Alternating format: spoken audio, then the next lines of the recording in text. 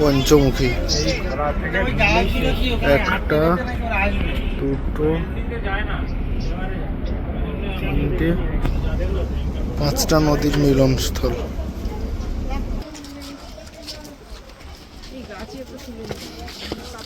কোথাও কিছু নেই, এখানটায় থোড়ি কিছু আছে।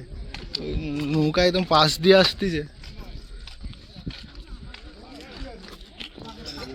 বেকার জায়গাটা, পাখির ডাক ফাঁক কিছু নাই, হেঁটেই যাচ্ছি। দেখ, এই জায়গাটাতে আমাদের নামিয়েছিল নৌকা থেকে, কিন্তু এত রোদ ছিল, প্রচন্ড রোদ, আর চারিদিকে কিছু দেখা যাচ্ছিল না দেখে লোকজন এত বিরক্ত হয়ে যাচ্ছিল, হাঁটতেও, নৌকা থেকে কেউ নামতেও চাইছিল না, আসলে প্রচন্ড রোদ ছিল। তো এই খোলা মাঠ এগুলোতে, যেগুলো জমি দেখতে পাচ্ছ, এইগুলোতে জোয়ারের সময় জল ফল ভর্তি হয়ে যায়। তো বাঘ, নর্মালি হরিণ ফরিণ আসার চান্সটাও কম। আর চারিদিকে কিছুই দেখতে পাওয়া যাচ্ছিল না, যদিও এই যে ওয়াচ টাওয়ার, এখান থেকে একটা লাস্ট পর্যন্ত হরিণ দেখা গিয়েছিল। নাকি চেঁচামেচি করছে, একটা হরিণ দেখা গেল। এক্সকিউজ মি, ওইটাই মনে হয়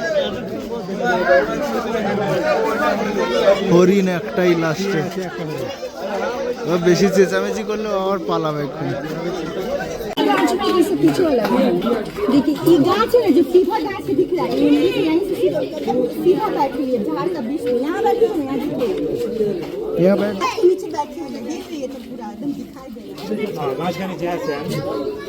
হ্যালো গাইস, তো এত দূর এসে লাস্ট অব্দি একটা হরিণ দেখে সবাইয়ের মন একটু ভালো হলো। আর কিছু দেখতে না পাক, ওই হরিণটাকে সবাই একসাথে মিলে অনেকক্ষণ ধরে দেখছে। এখান থেকে মনে হয় আরো ভালো করে দেখা যাচ্ছে, এখান থেকে লোক দেখতেছে। এখান থেকে কি দেখা যাচ্ছে? আবার ওই সামনে থেকে মনে হয় দেখা যাচ্ছে। অনেকক্ষণ পরে একটা হরিণ দেখা গেল, তাও আবছা আবছা।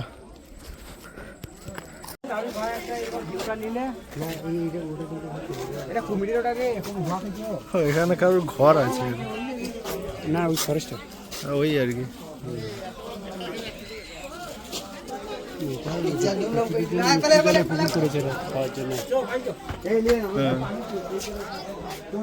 ওয়াচ টাওয়ার, ওই জায়গাটা থেকে তারপরে বোটে উঠে গিয়েছিলাম। এবারে বোটে এখানে তিনটে, যে সব আমাদের বোট একসাথে যাচ্ছিল, ওই তিনটে বোট একসাথে পাশাপাশি লাগিয়ে দিয়েছিল, কারণ লাঞ্চ টাইম হয়ে গেছিল। তো বোটের একটার খাবার অন্যটার দিকে আদান প্রদান হবে বলে, তাই তিনটে বোট একসাথে লাগিয়ে দিয়েছিল, খুব ভালো লাগছিল। কালকে চামচ দিয়ে দিচ্ছিল, আজকে হাত দিয়ে দেবে।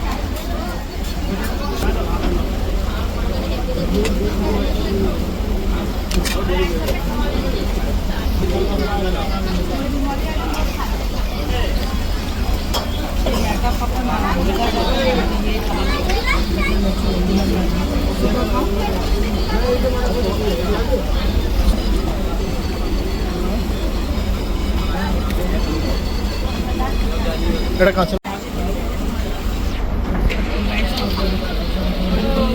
কি মাছ বলো তো? কি মাছ? তোমাকে মাছের পিসগুলো ছোট ছোটই দেয়।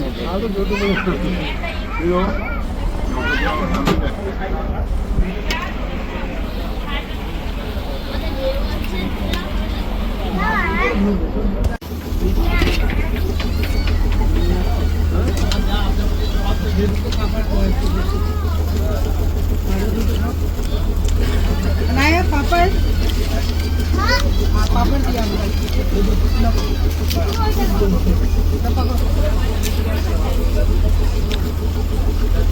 খাওয়া দাওয়ার পর ডাইরেক্ট বোট এসে একটা এরকম জায়গায় হঠাৎ করে আটকে গিয়েছিল। এটা জল নেওয়ার জন্য, বোটে যে সমস্ত খাওয়ার জলগুলো যায় এখান থেকেই ভর্তি করে নেওয়া হচ্ছিল। দেখতে পাচ্ছ তোমরা দূরের দিকে পাইপ রাখা আছে, ওখান থেকে জল ভরে নিয়েছিল। এখানে কিছুক্ষণ ওয়েট করার পরে তারপর ছেড়ে দিয়েছিল। তো এখানে আমরা যাচ্ছিলাম, আর এই একটা সুন্দর একটা জাহাজ আসছিল, সবাই ফটো ফটো তুলছিল, রোদ ফোদ লাগছিল, ভিউটা দারুণ আসছিল। আমিও ভিডিওর থেকে কিছুটা স্ক্রিনশট মেরে ফটো তুলে নিয়েছি। এই জাহাজটা খুবই ভালো লাগছে। তারপরে বিকেলের দিকে 4টে-5টার দিকে আমাদের বোট আবার চলে এলো পাখিরালা জেঠিঘাটে। আমরা নেমে চলে গেলাম। সুন্দর না? কত টাকা করে কেন? আমাদের ওখানে কত টাকা করে? আমাদের ওখানে 500-600 একটা করে দাঁড়া নেই এখানে। কামড়া কামড়ি করে নিয়ে বেরিয়েছে। তো বেঁধে রেখেছে দাঁড়াগুলো, একটা দাঁড়া বেঁধে রেখেছে।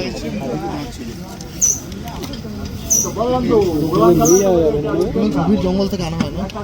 ওই তো ওইখানে ওই জঙ্গলে ওই যে জঙ্গল দেখতে গিয়েছি, দেখতে গেছি তো ওইখানে। খুব রিস্ক হয় না? না বলছি মানে কাঁকড়া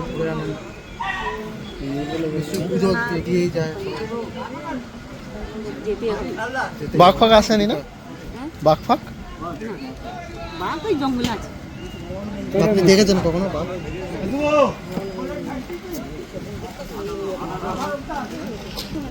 এটা ও আচ্ছা একই তো, এটা ছোটটা বড়।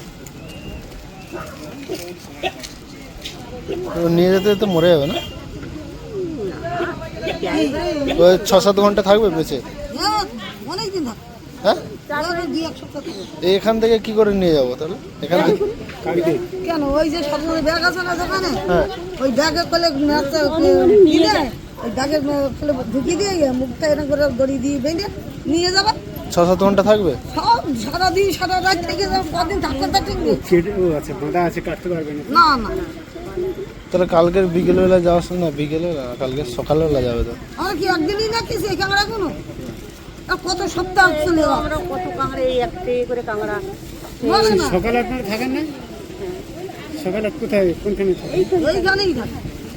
6টা-7টার সময় থাকে না কেন? তাহলে কাল সকালে নিয়ে নেবেন। সকালেই নিতে হবে যদি না। সকালে নিয়ে নেবেন। কথা না তোমাদের কথা না। হ্যালো গাইস, তো এখন 5:30 বাজে সন্ধ্যা, আর সবে রুমে পৌঁছালাম। এবার ফ্রেশ হয়ে নেবো। অনেক হেক্টিক ডে ছিল, যে রুম ফুম অগোছালো ছিল। ফ্যানটা চালিয়ে না, এই ফ্যানটা সুইচ তো ওইটা, ফ্যানটার সুইচটা ওইটা, ওদিকে। আর চলো রেস্ট করি, দিয়ে সন্ধ্যায় আবার কী প্রোগ্রাম আছে দেখা যাবে। হ্যালো গাইস, তো এখন 7টা বাজে, 7:30 বাজতে যায়। আর এই বেডে রুমে দিয়ে গেছে চিকেন পকোড়া আর কফিটা খাও, ঠান্ডা হয়ে যাচ্ছে তো, কফিটা ঠান্ডা একদম। ঘুম ভাঙেনি, সবে ঘুম থেকে উঠলাম। চিকেন পকোড়া আর কফি।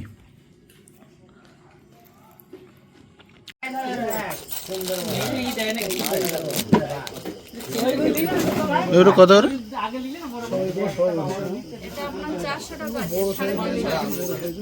এটা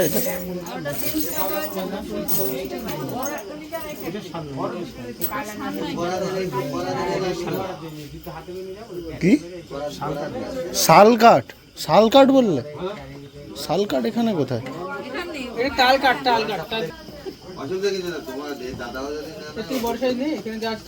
এইটা নিলে ঠিক আছে তো।